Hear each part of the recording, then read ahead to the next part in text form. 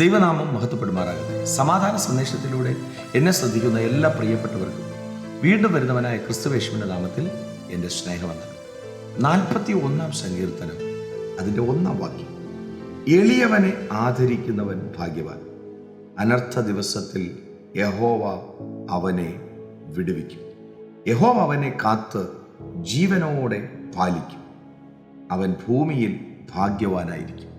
വചനം പറയുകയാണ്, ഭൂമിയിൽ ഭാഗ്യവാനാകുന്നത് എളിയവനെ ആദരിക്കുന്ന മനുഷ്യനാണ്.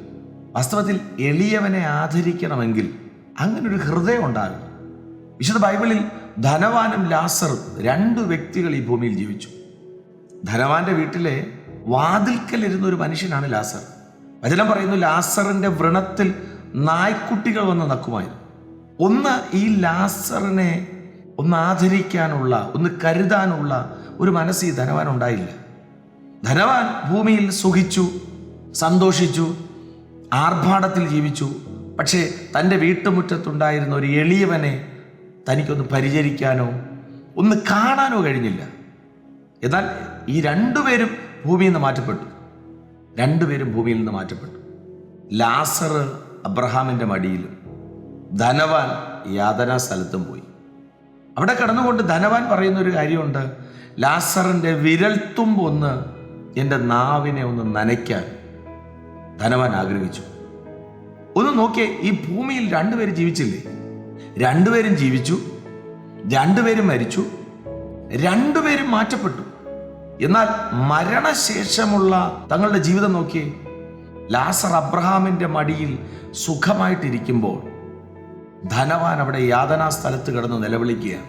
മാത്രമല്ല, ധനവാൻ പറയുന്നൊരു കാര്യമുണ്ട്: ഭൂമിയിലുള്ള എൻ്റെ സഹോദരന്മാരുടെ അടുക്കലേക്ക് ഒന്ന് ചെന്ന് അവരോടും കൂടെ പറയണം, ഈ സ്ഥലത്തേക്ക് നിങ്ങൾ വരരുത്. എന്നെ കേൾക്കുന്ന പ്രിയരെ, ഇവിടെ പറഞ്ഞു നോക്കിയേ, നമ്മൾ വായിച്ച സങ്കീർത്തനത്തിൻ്റെ അടുത്ത ഭാഗം പറയുന്നത്, അവൻ ഭൂമിയിൽ ഭാഗ്യവാനായിരിക്കും. ഈ 2 പേരിൽ ആരാണ് ഭാഗ്യവാൻ? അവർ ജീവിച്ചു എങ്കിലും ലാസർ അല്ലേ സന്തോഷത്തോടെ ഇരിക്കുന്നത്? അതല്ലേ ഭാഗ്യം? കേവലം 100 വയസ്സ് വരെ ഭൂമിയിൽ ജീവിച്ച് സുഖിച്ചു എന്ന് പറഞ്ഞിട്ട് അവിടെ മുതൽ നിത്യമായ നാശത്തിലോട്ട് ചെന്ന്, നരകത്തിലോട്ട് ചെന്ന് കഷ്ടത അനുഭവിക്കുന്ന വ്യക്തിയെക്കുറിച്ച് ഭൂമിയിൽ ഭാഗ്യവാൻ എന്ന് പറയാൻ പറ്റുമോ?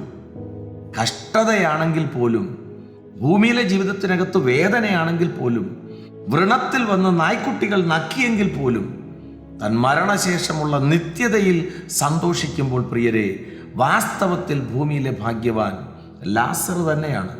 തനിക്ക് ഭൂമിയിൽ കഷ്ടതയുണ്ടായിരുന്നു, ദുഃഖമുണ്ടായിരുന്നു, പക്ഷേ ഭാഗ്യവാൻ ലാസറാണ്. ഈ സന്ദേശം കേൾക്കുമ്പോൾ ഭൂമിയിൽ എളിയവരെ ആദരിക്കാൻ ഒന്ന് ഓർക്കണം. ധനവാനായിരുന്നാലും ഒരു അനർത്ഥ ദിവസം വരും. എത്ര സമ്പത്തുണ്ടെങ്കിലും ഒരു അനർത്ഥ ദിവസം വരും. എത്ര ആരോഗ്യമുണ്ടെങ്കിലും ക്ഷീണിക്കുന്ന ഒരവസ്ഥ വരും. ഇത് മനസ്സിലാക്കിയിട്ട് മറ്റുള്ളവരെ ആദരിക്കാനും മറ്റുള്ളവരെ കരുതാനും അവരെ ഒന്ന് ആശ്വസിപ്പിക്കാനും ഒക്കെ കർത്താവ് തരുന്ന അവസരങ്ങൾ പാഴാക്കി കളയാതെ അത് വിശ്വസ്തയോടെ ചെയ്ത് നിത്യതയ്ക്കകത്ത് പ്രവേശിപ്പാൻ ദൈവം കൃപ ചെയ്യട്ടെ. വിശ്വസിക്കുക, പ്രാർത്ഥിക്കുക. ദൈവം വിശ്വസ്തൻ. God bless U.